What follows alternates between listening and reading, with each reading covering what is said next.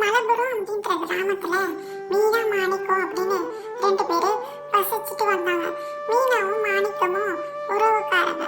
மீனாவும் மாணிக்கமும் விரைவிலே திருமணம் செய்யலான்னு முடிவு பண்ணிட்டு இருந்தாங்க.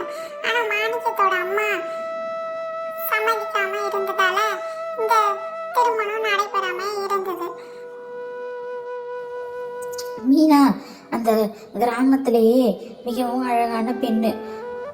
அதனால மீனாவை எல்லாருக்கும் ரொம்ப பிடிக்கும். மாணிக்கம், நான் உன்னை தான் தேடி வந்தேன். நம்ம திருமணத்தை எப்போ வச்சுக்கலாம் மாணிக்கம்? கொஞ்சம் பொறு மீனா, எங்க அம்மா கிட்ட சம்மதத்தை வாங்குறேன். எங்க அம்மா சம்மதிச்சாதான் நம்மளுக்கு திருமணம் நடைபெறும். கொஞ்சம் பொறுத்துக்கோ மீனா. நீ இதே மாதிரி சொல்லிட்டு இரு. நம்மளுக்கு 60ஆம் வயசுல தான் நம்மளுக்கு கல்யாணம் நடக்கும். நீ உங்கள் அம்மா கிட்ட விரைவிலேயே சம்மதம் வாங்குற வழியை பாரு அப்படின்னு மீனா ரொம்ப வருத்தமாக சொல்லிட்டு இருந்தா. அவள் காட்டுக்கு போய் விறகு எடுக்கலாம்னு சொல்லிட்டு காட்டில் விறகு எடுத்துகிட்டு இருந்தா மீனா.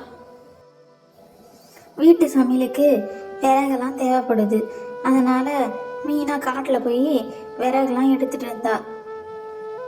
அவங்க வீட்டில் கிராமத்து முறையில் இன்னும் அடுப்பில் தான் சமைச்சிட்டு இருக்காங்க. அதனால் மீனா விறகுலாம் எடுத்துகிட்டு இருந்தா காட்டில் போயிட்டு.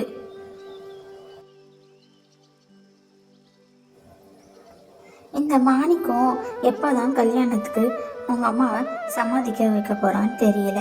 எனக்கு வயசாகிட்டே போகுது. இந்த மாணிக்கத்துக்கு எவ்வளவு சொன்னாலும் ஒன்றும் புரிய மாட்டேங்குது. அவங்க அம்மாவை சம்மதிச்சா விரைவிலேயே திருமணம் நடைபெறும் எனக்கும் மாணிக்கத்துக்கும்.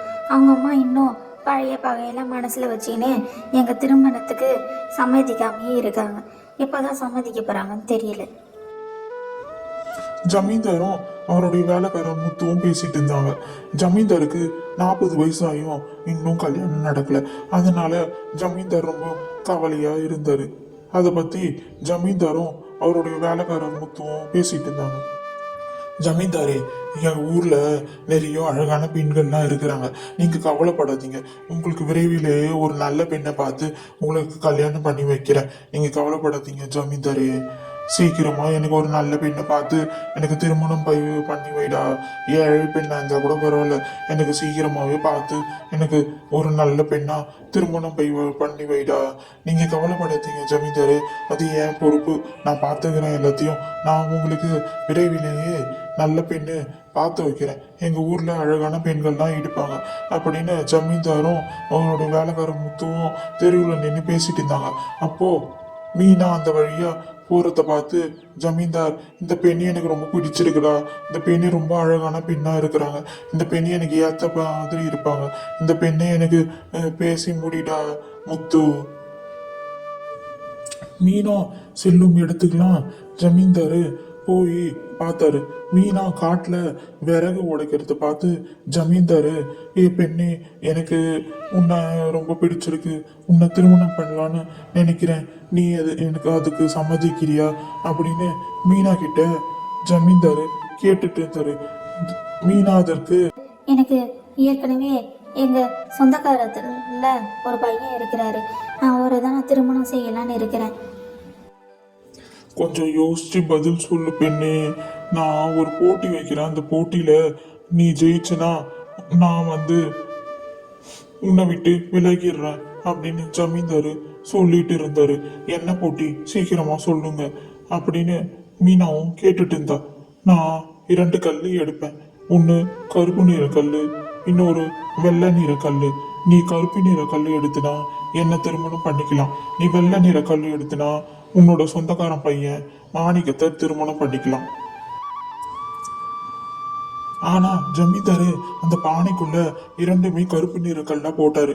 மீனாவும் அதை எப்படியோ கண்டுபிடிச்சிட்டா.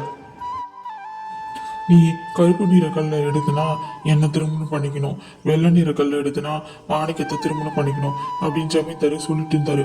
உடனே மீனா, நான் நீங்க சொல்றதுக்கு சம்மதிக்கிறேன். உடனே நான் குனிஞ்சு இந்த பானையில இருக்க கல்லை எடுக்கிறேன் அப்படின்னு சொல்லிட்டு மீனா அதுக்குள்ள குனிஞ்சு பானையில இருக்க கல்லை எடுத்தா. அப்போ அவ கையில கருப்பு நிற கல்லு தான் வந்துச்சு. உடனே அந்த கல்லை கீழே போட்டுட்டா தெரியாம. அப்புறமா அங்கே இருந்த எல்லாருக்கும் நான் வெள்ளை நிற கல் தான் எடுத்தேன், அது கை தவறி கீழே விழுந்துடுச்சு அப்படின்னு சொல்லிட்டு அங்கே இருந்த வெள்ளை நிற கல்லை எடுத்து ஜமீன்தாருக்கு காமிச்சா. உடனே ஜமீன்தாரும் தான் ஏமாந்து போயிட்டோம் அப்படின்னு சொல்லிட்டு ஜமீன்தாரும், டேய் முத்து, நம்ம இங்க இருந்து கிளம்பிடலாம்டா, மீனை தான் ஜெயிச்சிட்டா அப்படின்னு சொல்லிட்டு ஜமீன்தாரும் முத்துவும் அங்க இருந்து கிளம்பிட்டாங்க. மீனா, நீ எப்படி வெள்ளை நிற கல்லை எடுத்த? ஜமீன்தாரு இரண்டுமே கருப்பு நிற கல்லு தான் போட்டாரு, நானும் பார்த்துட்டே தான் இருந்தேன். ஜமீன்தார் என்னை ஏமாத்தலான்னு நினச்சாரு, அதனால தான் நான் ஜமீன்தாரை ஏமாத்திட்டேன் அப்படின்னு மீனா ரொம்ப சந்தோஷப்பட்டா. விரைவிலேயே மாணிக்கமும் மீனாவும் கல்யாணம் பண்ணிக்க போகிறாங்கன்னு ரொம்ப சந்தோஷப்பட்டா மீனா.